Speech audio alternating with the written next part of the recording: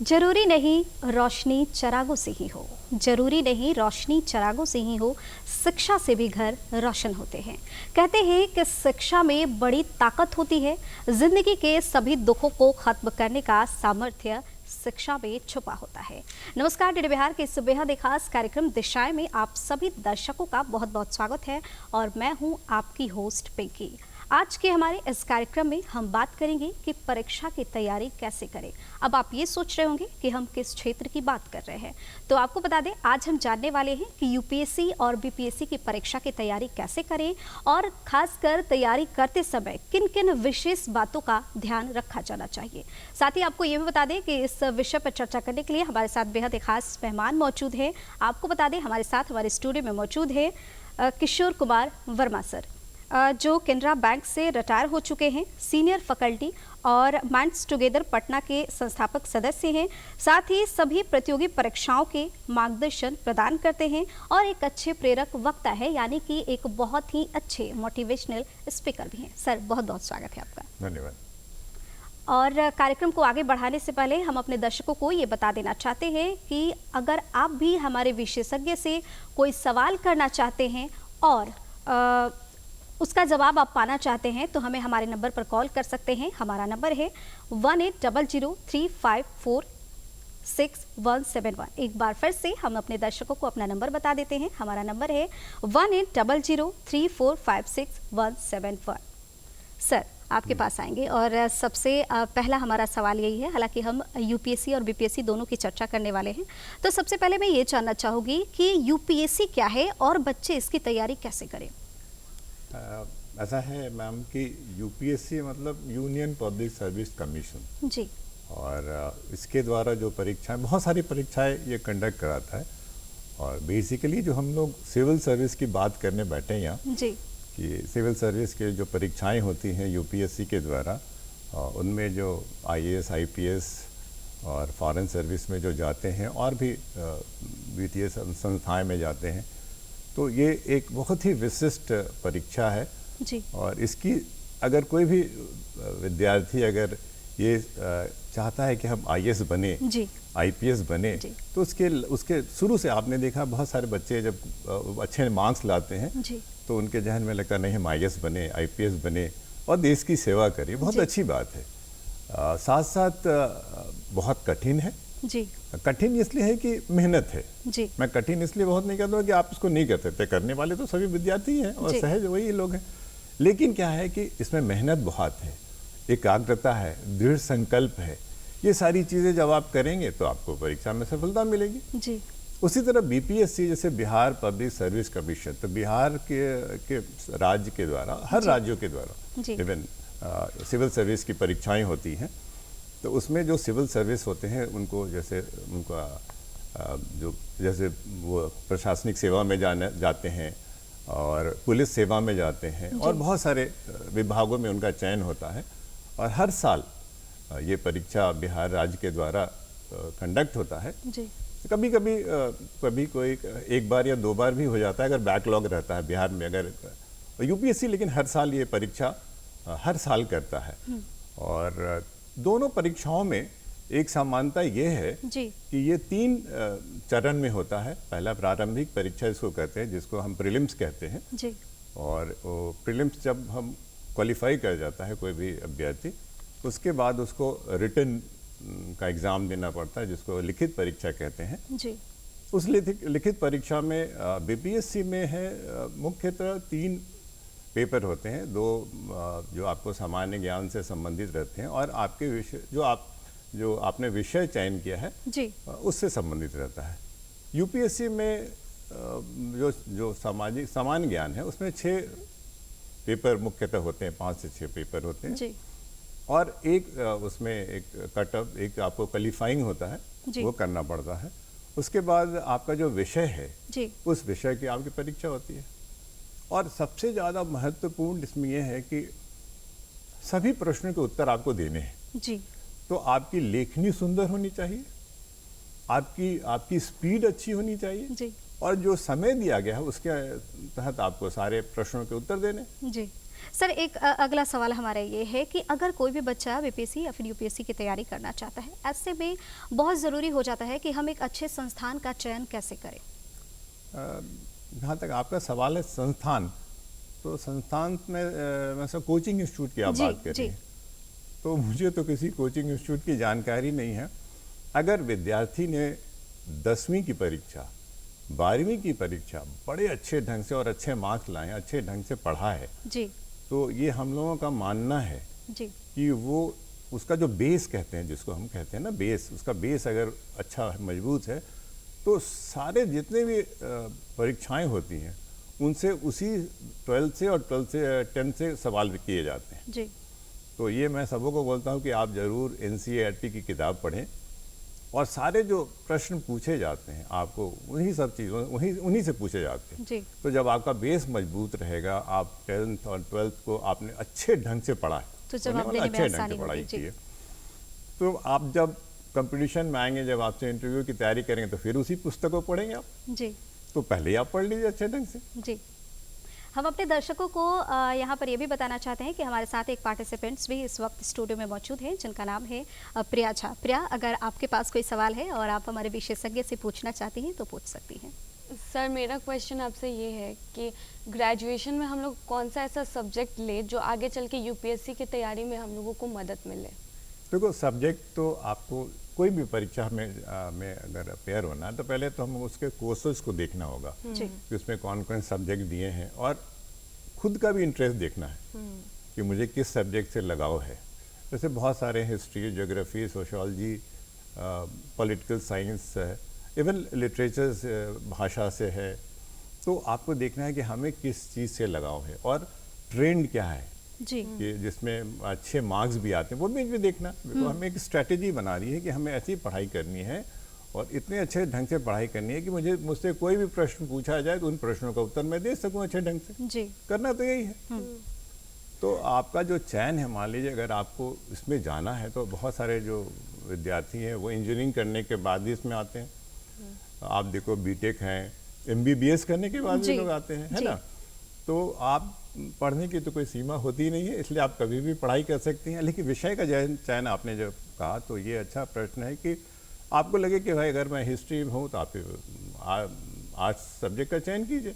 अगर साइंस में इसमें बायोलॉजी, केमिस्ट्री, फिजिक्स, मैथ्स के भी परीक्षा में वो पेपर हैं तो आप उसका भी, अगर आप में बहुत अच्छी हैं तो उसका चयन कीजिए, कोई दिक्कत नहीं। लेकिन जैसा है, मैंने देखा है कि जनरली लोग आर्ट्स ही सब्जेक्ट प्रेफर करते हैं जी, जैसे सोशियोलॉजी है, पॉलिटिकल साइंस है, ज्योग्राफी है, तो वो विषयों को भी आप पढ़ सकती हैं और अच्छी ढंग से तैयारी कर सकती हैं। लेकिन साथ साथ आपको अपने जो विषय जो है, मतलब सामान्य ज्ञान जिसको कहते हैं, उसको जरूर पढ़ते रहना। जी, वो बहुत इम्पोर्टेंट। सामान्य ज्ञान तो वो कभी भी नहीं छोड़ा। अभी बच्चे जो इवन पहली या दूसरी क्लास में पढ़ते हैं उनको भी सारी जानकारियाँ हैं, है कि नहीं? तो उस तरह वो जानकारी बढ़ानी आपको हमेशा वो बहुत ज़रूरी है। सर अगला सवाल हमारा आपसे ये है कि बहुत सारे स्टूडेंट्स ऐसे हैं जिसके पास पैसे की तंगी होती है, घर की आर्थिक स्थिति बहुत ज़्यादा मजबूत नहीं होती, लेकिन फिर भी उनके मन में एक विश्वास रहता है कि मुझे यूपीएससी क्रैक करना है, मुझे बीपीएससी की तैयारी करनी है। तो उनके लिए घर पे बैठे अगर देखा जाए तो क्या विकल्प है, किस तरह से वो तैयारी करें? देखो, ऐसा हमारा मानना है कि पैसा कभी बाधा नहीं होता। जी, किसी विद्यार्थी की सफलता में पैसा कभी बाधा ही नहीं होता, या उसकी आर्थिक स्थिति कभी बाधा नहीं डालती। जी, और अभी के समय में तो इतने चीज़ उपलब्ध हैं कि आप एक सवाल यूट्यूब पे डालो, आपको 50 व्यक्ति उसको बताने के लिए वहाँ खड़ा है। जी, दूसरा, जैसे NCERT की किताब, आपको क्या चाहिए कि मोबाइल, स्मार्टफोन चाहिए और उस पर आपको नेट चाहिए। जी, NCERT की सारी किताबें उस पर लोड है, आप पढ़ सकते हैं कोई भी पुस्तक। और टेक्स्ट बुक पढ़ना बहुत ज़रूरी है, इसलिए टेक्स्ट बुक जब आप पढ़ेंगे तभी आपको अच्छी जानकारी मिलेगी और ऑथेंटिक होना चाहिए। जैसे मान लीजिए कहीं भी आपको ये डिस्प्यूट हो जाए कि भाई, जैसे पहले तो इस प्रश्न का उत्तर दे दूं कि गरीबी मतलब पैसा कोई माने नहीं रखता है कि नहीं।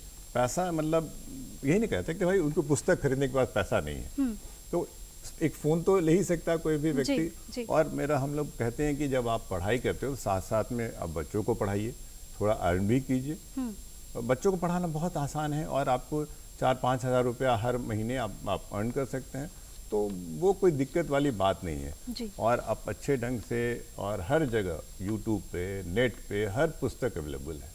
सारा आपको जितने आप पेपर नहीं खरीदते, पेपर आप अवेलेबल है, हर दिन आप नेट से पढ़ सकते हैं पेपर। जी तो मेन है कि ये चीज़ है कि आप कितना चाहते हैं, जी। आप चाहती हैं कितना अच्छे ढंग से पढ़ना, सारी चीज़ें आपको नेट पे अवेलेबल है। मतलब एक स्मार्टफोन के जरिए हम चाहें तो बहुत ही बेहतर तरीके बहुत से। एक विद्यार्थी मेरे साथ जुड़ा था, जी तो साथ जुड़ी थी सॉरी, तो उससे मैंने पूछा कि तुमने कहाँ पढ़ाई की? जी उसने कहा सर मैं यूट्यूब से ही पढ़ी, और वो क्वालिफाई किया उसने। जी तो पढ़ने का वो मादा होना जी। चाहिए। मेन चीज़ है कि आपको वो होनी चाहिए कि हाँ मुझे पढ़ना है, कहीं से भी जानकारी हासिल करने, लेकिन ये है कि सही जानकारी बहुत ज़रूरी है। जी और उसके लिए मैं सबको यही कहूँगा कि भारत सरकार के द्वारा जो भी मान्यता प्राप्त जो पुस्तकें निकलती हैं जी उसको जरूर पढ़िए। जैसे सामान्य गाने के लिए इंडिया ईयर बुक जरूर पढ़िए। जी जैसे मान लीजिए एक थोड़ा छोटा सा उदाहरण हाँ मैं सर। देना चाहूँगा आपको। जैसे कोई कहे, आप पूछे कि आपने पूछा कि बिहार की राजधानी क्या है, तो मैंने कहा जमशेदपुर। आप कह रहे नहीं भाई पटना है, तो ये कौन डिसाइड करेगा कि उसकी राजधानी पटना है कि जमशेदपुर है? कहाँ कौन सी किताब में लिखा हुआ है जिसको सही मानेगा हम, मैं, तुम और सभी लोग? जी तो भारत सरकार के द्वारा जो पुस्तक निकाली गई है जी। जिसे हम इंडिया ईयर बुक कहते हैं, वो हर वर्ष निकलता है, उसमें लिखा है, उसको हर कोई मानेगा। जी या एनसीईआरटी के में जो पुस्तक में जो चीज़ें लिखी हैं उसको हर कोई, तो ये कहना ऑथेंटिक बहुत होना बहुत ज़रूरी है। जी कोई तरह का डिस्प्यूट या किसी तरह वो ना होए। जी। सर सवालों का सिलसिला आगे भी शुरू रहेगा, लेकिन हम अपने दर्शकों को एक बार फिर से अपना मोबाइल नंबर बता देना चाहते हैं ताकि उनके पास अगर कोई सवाल है तो वो हमारे विशेषज्ञ से कर सके।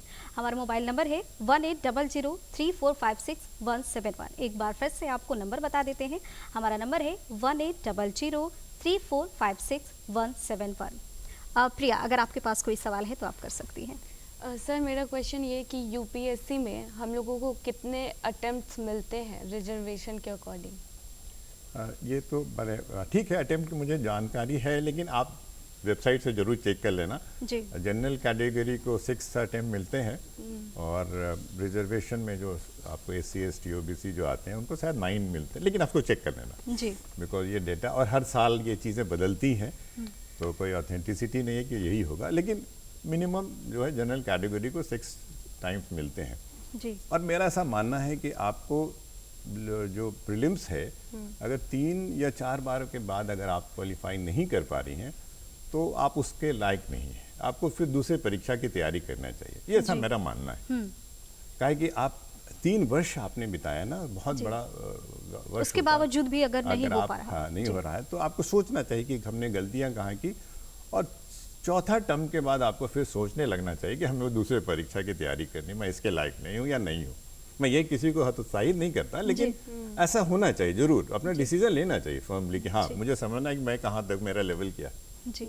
सर अगर भाषा की बात करें तो ये बहुत ज़्यादा ज़रूरी हो जाता है, अगर किसी भी सेक्टर की हम बात करते हैं तो यूपीएससी या फिर अगर बीपीएससी की कोई स्टूडेंट्स तैयारी करे तो भाषा कितनी मायने रखती है? बहुत, भाषा इतना महत्वपूर्ण है जी कि अगर जैसे विशेषकर बिहार के जो बच्चे हैं जी और जब इंटरव्यू लेते, लिखित परीक्षा में अगर भाषा आपकी अच्छी है, आपकी लेखनी अच्छी है, बिकॉज ये तो कंपटीशन है, तो जिसकी जितनी अच्छी भाषा होगी वो उसको उतने अच्छा मार्क्स मिलेगा।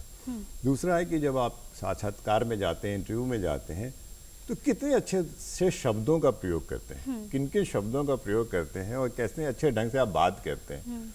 और जब वहाँ तो आपसे बातचीत होती है और वहाँ ये देखा जाता है कि आपकी सॉफ्ट स्किल क्या है, कि जो जैसे बहुत सारे आपने देखा होगा कि बिहार में बहुत से जब आपने पूछा था हम ऐसा करते हैं, हम तो मैं ऐसा करता हूँ, तो ये छोटी छोटी चीज़ें हैं, इस पर ध्यान देना। और मेरा हम लोग कहते हैं कि डे 1 से आप उस तरह से, जैसे आप अपने रिक्शा वाले से, चाय वाले से, आपके घर में कोई काम है, आप अपने मित्रों से, माता पिता से उसी शिष्टाचार से बात करो, तो आपको लगेगा अरे ये एक आपको बोलने का प्रैक्टिस होगा। ये कोई एक दिन में नहीं आता कि आप चाह लेंगे हम एक दिन में इसको ठीक कर लें, नहीं, ये एक प्रक्रिया है जी जो आपको रोज करनी होगी, रोज उसका प्रैक्टिस करना होगा, तभी आप आगे बढ़ेंगे। जी। सर लग रहा है कि कोई पार्टिसिपेंट्स हमारे साथ फोन लाइन पे मौजूद हैं, हम उनका सवाल उनसे जानने की कोशिश करते हैं। हेलो हेलो तो उनके हेलो हेलो, हाँ आपको आवाज़ मिल रही है? हाँ ये मैम मेरा क्वेश्चन, ये मेरा नाम अपर्णा कुमारी है। जी अपर्णा, आप अपना सवाल बताएं। हाँ मैम, मेरा ये क्वेश्चन है कि बीपीएससी में ऑडिटर का पोस्ट आता है, तो जी उसके लिए मुझे कैसे तैयारी करनी चाहिए? जी, इनका सवाल है कि बीपीएससी में कोई एडिटर का पोस्ट आता है, उसकी तैयारी किस तरह से करनी होती है? पढ़ना क्षमा चाहेंगे, क्या कि उसकी जानकारी मुझे नहीं है। जी। क्या कि उस क्षेत्र हम लोग तो भाई बीपीएससी में सिविल सर्विस की जो परीक्षाएं होती हैं उसके बारे में जानकारी है कि कैसे पढ़ाई करनी है आपको। बाकी तो उसमें जो विषय दिया है कि भाई इसमें कौन कौन से प्रश्न पूछे जाते हैं, किस विषय से प्रश्न पूछे जाते हैं, वो आप तो उनके जो वेबसाइट है उस पर जाके आप चेक कर सकते हैं। सर स्पेशली तौर पे अगर बात करें यूपीएससी की, तो उसके सिलेबस क्या है और किन विषयों पे ज़्यादा ध्यान देने की ज़रूरत है? मैंने जैसे बताया आपको जनरल स्टडीज़। जी जनरल स्टडीज अगर हम यूपीएससी की बात करें तो उसमें 6 पेपर होते हैं। जी और आपको ये है कि आपको अपना जानकारी इतना विस्तृत करना है। जी पूरे विश्व की जानकारी होनी चाहिए, भारतवर्ष की जानकारी होनी चाहिए, भौगोलिक की जानकारी होनी चाहिए, फॉरेन जो आप जो कार्यक्रम हो रहा है उससे संबंधित जो पॉलिसी है उसके बारे में, सरकार की क्या पॉलिसी है उसकी जानकारी, माने जितने तरह की आपको जैसे हम लोग बोलते हैं ना कि उसमें 360 डिग्री 360 की जानकारी होनी चाहिए। अगर आप बिहार सिविल सर्विस में जा रहे हैं तो बिहार की पूरी जानकारी है 360। आपको कहीं से भी सवाल पूछे जा सकते हैं। तो वो कल्चर हो गया, हिस्ट्री हो गई, है कि नहीं, भौगोलिक रचनाएं हो गई, खनिज पदार्थ हो गए, है ना, ये सारी जानकारियाँ जनजातियाँ कितने हैं, पेड़ पौधे जितने तरह के सब है, सब जानवर के बारे में आपको जानकारी होनी चाहिए, वातावरण से संबंधित जो परिवर्तन हो रहा है उसके तो ये विश्व स्तर पे भी सवाल पूछे जाते हैं और इस पर पर्यावरण से संबंधित बहुत सवाल अभी आते हैं जी। तो मेरा यही है। और पेपर सबसे अच्छा जो जगह है वो है न्यूज़पेपर। वही एक जगह है जहां आप अगर इंटरव्यू देने जा रहे हैं और आपने पेपर अच्छे ढंग से पढ़ा तो उसका क्वेश्चन आउट है। डेली अगर पढ़ा है तो वो पढ़ा है जी, तो वो क्वेश्चन आउट है। अगर आपने हिस्ट्री पढ़ा है, हिस्ट्री से अगर आप विषय करके गई हैं और हिस्ट्री आपको नहीं मालूम है आपसे कहाँ से प्रश्न पूछाएंगे, लेकिन पेपर आपने अच्छे ढंग से पढ़ा है तो आपको मालूम है कि भाई जो घटनाएं घटी हैं, महत्वपूर्ण घटनाएं घटी हैं, अगर उसकी जानकारी है तो आप अच्छे ढंग से प्रश्न का उत्तर दे पाएंगे। सर अब बहुत सारे स्टूडेंट्स ऐसे होते हैं जो 1 या 2 बार में क्लियर नहीं कर पाते एग्जाम, तो उनको अपने एज लिमिटेशन को लेकर बहुत ज़्यादा चिंता सताती है, तो इसके बारे में क्या कहना चाहिए? तो इसमें एक सबसे बड़ी बात है कि जितना जल्दी आप क्वालिफाई कर लेंगे तो उतना आप हायर टॉप पे जाएंगे, आपका प्रमोशन होता जाएगा और आप आगे बढ़ते जाएंगे। तो जितना जल्दी क्वालिफाई, और चिंता तो करना नहीं। जब मैंने ये ठान लिया है या कोई भी विद्यार्थी ये इसने कर लिया है कि निश्चल तो उसका संकल्प है कि हम करेंगे जी, तो फिर चिंता का विषय नहीं होना चाहिए। और इसमें मैं तो सबको बोलता हूँ कभी चिंता ना करो, पढ़ाई करो, सफलता मिलेगी ही तुमको जी। और अच्छे ढंग से पढ़ोगे। और इसमें गुरु का बहुत है कि आपने जो आपको यूनिवर्सिटी में या कॉलेज में अगर आपने पढ़ाई की है तो वहाँ किस शिक्षक ने आपको पढ़ाया है उनका जरूर मार्गदर्शन लो, वो ही तुमको बहुत अच्छे ढंग से बता पाएंगे। तो उनका विशेष अगर आशीर्वाद रहेगा और अच्छे ढंग से उनकी बातों को आपने पढ़ा है, ध्यान दिया है, कहा कि वो लोग आपको टेक्स्ट बुक पढ़ाते हैं जी, और बड़े अच्छे ढंग से उनकी जानकारी होती है, वो आपको बड़े अच्छे ढंग से बताएंगे जी। तो मेरा सबों से ये है, विशेष सलाह यही है कि अपने जो अभिभावक हैं और अगर वो जानकार है उनसे आप जानकारी हासिल कीजिए, और लेकिन आपके जो शिक्षक हैं वो आपको बहुत अच्छे ढंग से बताएंगे, और कॉलेज वाले जो हैं वो तो बहुत अच्छे ढंग से आपको पढ़ाएंगे जी। सर अगला सवाल हमारा ये है कि अगर यूपीएससी की बात करें तो शुरू से जिस तरह से हम जब से पढ़ाई शुरू करते हैं उस समय से लेकर जब हमारा रिटन निकलता है, जब हम इंटरव्यू लेवल पे पहुंचते हैं, जब हमें जॉब मिल जाता है, तो उसकी पूरी प्रक्रिया क्या है, एक बार जानना चाहेंगे शुरू से। देखिए, पढ़ाई अगर आप पहले तब प्रीलिम्स की आप तैयारी कर रहे हैं जी, तो यूपीएससी हो चाहे बीपीएससी हो, आपको प्रैक्टिस करनी है जी। करीब 25 से 30 हज़ार क्वेश्चन आपको बनाने होंगे। जैसे मान लीजिए आपने रखा कि 1 साल तैयारी करनी है, तो आपको उस दरमियान 5 से 6 महीने के अंदर 25 से 30 हज़ार क्वेश्चन करने, उसकी प्रैक्टिस करनी है जी। तब आपको पता चलेगा कि हम कहाँ पहुँचे हैं जी। तो वो जब आप पढ़ेंगी, आप उसमें सारे विषय आपको पढ़ने हैं, आपको history, geography, economics, political science. Sir इसको हम कंटिन्यू करेंगे। कोई पार्टिसिपेंट्स हमारे साथ जुड़ गए हैं, उनसे जान लेते हैं उनका सवाल क्या जरूर है। जरूर। Hello hello. जी हेलो। हाँ जी, अपना नाम बताएं सबसे पहले। जी निशा भारती। हाँ निशा, अपना सवाल आप बता सकती हैं। जी मेरा मतलब ये कहना है कि मेरा स्ट्रीम जो उसमें कॉमर्स है, जी तो अब मेरा स्ट्रीम है ना कॉमर्स है, मतलब है, तो हमको बीपीएससी करना, तो अब क्या कर सकते हैं, क्या तो और फिर कैसे कर सकते हैं? जी क्या सर, इनका प्रश्न? सवाल है कि ये कॉमर्स के स्टूडेंट हैं और हाँ, ये हाँ। बीपीएससी की तैयारी करना चाहती हैं, तो कैसे करें? जो देखो इसमें क्या है कि बीपीएससी में जो आपका क्वालिफिकेशन है वो है ग्रेजुएशन। जी आप किसी भी विषय में अगर आपने ग्रेजुएशन किया है तो आप बीपीएससी के लिए आप पात्र है। आप जी। वहाँ आपका लिखित परीक्षा और इंटरव्यू सब आप दे सकती हैं, उसमें अपेयर हो सकती है, कहने का मतलब। तो एज ग्रेजुएशन हो द मोस्ट है कि ग्रेजुएशन होना चाहिए किसी भी यूनिवर्सिटी से। जी आपने कॉमर्स से किया है, हिस्ट्री से किया है या साइंस से किया, बीटेक एमबीए कुछ मतलब ग्रेजुएट होना चाहिए जी। तो कर सकती हूँ। इससे जो पहले हमने सवाल किया था उस पर हम कंटिन्यू करना चाहेंगे कि किस तरह से यूपीएससी का पूरा प्रोसेस होता है जब तक किसी स्टूडेंट्स को जॉब नहीं मिल जाता तो उसको। तो वही जैसे मैंने कहा कि जब वो पढ़ाई शुरू करता है तो उसको दिमाग में आपको ये बैठा के रहना है कि हमें इसमें समय देना है। जी जैसे मान लीजिए 1 साल आपको तैयारी करनी है तो 25 से 30 क्वेश्चन हजार, मैंने कहा 25 से 30 हज़ार क्वेश्चन आपको जो प्रीलिम्स के है उसकी प्रैक्टिस करनी है। पिछले 5 वर्षों के 10 वर्षों के जो प्रश्न पूछे जा रहे हैं, ट्रेन देखता है जी। कि किस ट्रेन पे प्रश्न पूछे जाते हैं, किस तरह के प्रश्न पूछे जाते हैं। जी तो बीपीएससी में तो स्ट्रेट सवाल पूछे जाते हैं, लेकिन यूपीएससी में बहुत जो सवाल होते हैं उसके अंदर ही प्रश्न के अंदर ही उत्तर छिपा रहता है और बहुत लंबा लंबा स्ट्रेट में लिखा रहता है। तो आपको बहुत फास्ट पढ़ना है, समझना है और प्रश्नों के उत्तर देने हैं। जी और कभी कभी मतलब उसमें होते हैं कि ये दोनों सही है, तो वहाँ थोड़ा आपको बहुत ध्यान से पढ़ाई करनी है। हर जगह पढ़ना तो हर जगह ध्यान से पढ़नी है, चाहे आप यूपीएससी दो चाहे बीपीएससी। और इस बीपीएससी में भी आपको वही जो प्रीलिम्स है उसकी भी परीक्षा है, तो उसमें भी आपको 25-30 हज़ार क्वेश्चन बना के आप रहिएगा, तो आपका जो क्वेश्चन बैंक है आपका जो कॉन्फिडेंस वो बढ़ जाएगा जी कि भाई मैंने इतना क्वेश्चन तैयार कर रखा, अब कोई भी सवाल पूछेगा तो मैं उस प्रश्न का उत्तर देंगे। ये तो हो गया आपका प्रीलिम्स। तो प्रीलिम्स क्वालिफाइंग है। जी अब ये आप क्वालिफाई करके कि जब आप रिटर्न में आ सकती हैं, तो आप जैसे मान लीजिए कि मैंने देखा है कि मैं बोलता हूँ कि भाई बीपीएससी में जैसे रिटर्न में आए हैं उसके बाद आप इंटरव्यू देने जा रहे हैं, तो हम लोग बोलते हैं आप लाखों में एक हैं। लाखों में एक कैसे बोलते हैं भाई, आप 3 या 4 लाख अभ्यर्थी उसमें अपेयर होते हैं और वहाँ से आपको चुना जाना बहुत बड़ी बात है। जी तो अगर मान लीजिए 10,000 में आप आई हैं रिटर्न में, तो आप 3 लाख के बाद 10,000 आया तो बहुत बड़ी बात है, आप लाखों में हैं। वहाँ से फिर आपको तैयारी करनी है रिटर्न। तो रिटर्न में क्या है कि लिखने का प्रैक्टिस, आप जितना लिखने का प्रैक्टिस कीजिएगा है कि कोई भी प्रश्न छूटना नहीं चाहिए। जी और लिखावट बहुत सुंदर होनी चाहिए, प्रस्तुति बहुत अच्छी और स्पष्ट होनी चाहिए और कंटेंट जो है वो बहुत इंपॉर्टेंट है। जी ऑथेंटिक, आपको जो इन्फॉर्मेशन जो आप डाल देंगे उसमें वो ऑथेंटिक होनी चाहिए।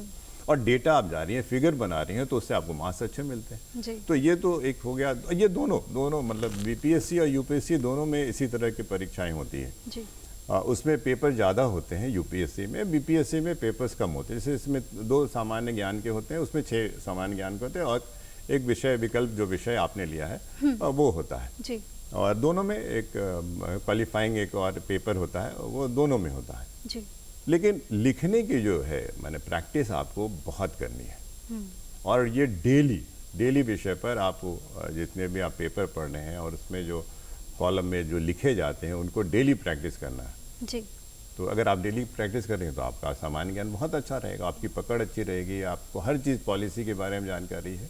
और सरकार के द्वारा जो भी पुस्तकें निकलती हैं उसको जरूर पढ़िए। जी उसमें जो डेटा दिया जाता है, या आप जैसे मान लीजिए बजट पेश हुआ तो पूरा बजट को आप जानिए। जी बजट क्या है, बजट में कौन कौन विशेषताएं हैं प्राइम मिनिस्टर ने, और अगर कोई भी स्टेटमेंट प्राइम मिनिस्टर के द्वारा दी जाती है तो उसका बहुत महत्व है। जी सर, एक बहुत ही इम्पॉर्टेंट सवाल ये भी हो जाता है कि बहुत सारे बच्चे ऐसे हैं जो रिटन तो निकाल लेते हैं लेकिन जब इंटरव्यू की बारी आती है तो वो क्लियर नहीं कर पाते, उनके लिए क्या कहना चाहिएगा? ये देखो, एक कोई भी चीज़ की प्रक्रिया है। जी प्रक्रिया ये है कि हम प्रैक्टिस कितना करते हैं। मान लीजिए जैसे बोलता है ना कि आप खेल में जाओगे तो नर्वस है, पहला दिन अगर आपने गया तो नर्वस हो रहे, तो ये एक सामान्य है।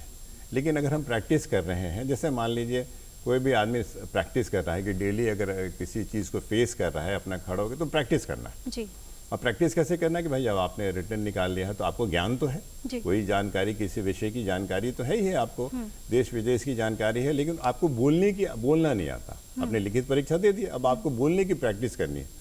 और उसके लिए कोई ऐसा नहीं कि आपको किसी आप अपने माता पिता, आपके गुरुजन हैं, आपके यहाँ कोई आपका भाई बंधु है जो आपसे छोटा भी है, उससे बोलिए, एकदम इंटरव्यू लीजिए, बोले चल तुम मेरे से प्रश्न पूछो, अगर वो 6-7 का भी क्लास का प्रश्न पूछेगा तो आपको बोलने की प्रैक्टिस होगी। तो आप जितना प्रैक्टिस करेंगे, बोलते हैं ना प्रैक्टिस मेक्स मैन परफेक्ट, तो आप प्रैक्टिस करते जाइए और बोलिए। जी कोई भी नहीं है, मिरर के सामने खड़े होकर बोलिए, जी प्रश्न चुनिए, याद कीजिए और एक्सटेम्पोर बोलना सीखिए। जी। सर, जो स्टूडेंट्स बीपीएससी या फिर यूपीएससी की तैयारी कर रहे हैं, उनके लिए मोटिवेशन कितनी ज़्यादा ज़रूरत है? बहुत बहुत जरूरी है। जी देखो क्या है कि जब पढ़ते पढ़ते बच्चा थक जाता है, जी थक जाता है तो उसको उसके अभिभावक, माता पिता, और मैंने देखा है एक ऐड भी बड़ा अच्छा आया था, उसमें भी माता पिता को वो बच्ची बोल रही है कि मेरे माता पिता नहीं होते तो मैं आज इस ऑनलाइन क्लासेस नहीं कर पाती। जी तो मोटिवेशन बहुत इम्पॉर्टेंट है। और बच्चे, तो मैं बोलता हूँ कि बच्चों को सिर्फ मोटिवेशन चाहिए।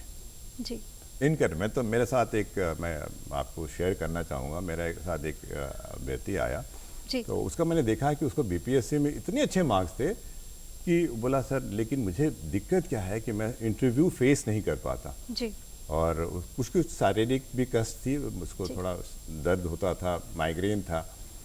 तो मैंने उसको मोटिवेट किया, कोई घबराने की बात है, सबसे बड़ी चीज़ है जो वहाँ बैठा है वो आपका चयन करने के जी, लिए बैठा है, जी। आपसे कुछ लेने के लिए, आपको कुछ देने के सर, लिए बैठा है। जी। तो घबराना किस बात का? जी तो सर, लेकिन इसको प्रैक्टिस करनी पड़ेगी। जी सर, वक्त हो चला है आपसे विदा लेने का। एक बार फिर से आपका बहुत बहुत शुक्रिया अदा करेंगे, आप आए और सारे स्टूडेंट्स को इतनी अच्छी जानकारी दी इसके लिए। और मैं अंत में सबको मैं बहुत बहुत धन्यवाद जी। और सबको हार्दिक शुभकामनाएं। जी धन्यवाद। सर, बहुत बहुत धन्यवाद। तो आज के हमारे इस कार्यक्रम दिशाएं में फिलहाल इतना ही। हमारी अगली प्रस्तुति में हम फिर मिलेंगे किसी अन्य विषय को लेकर और किसी अन्य विशेषज्ञ के साथ। तब तक के लिए आप देखते रहिए DD बिहार और हमें दीजिए इजाजत। नमस्कार।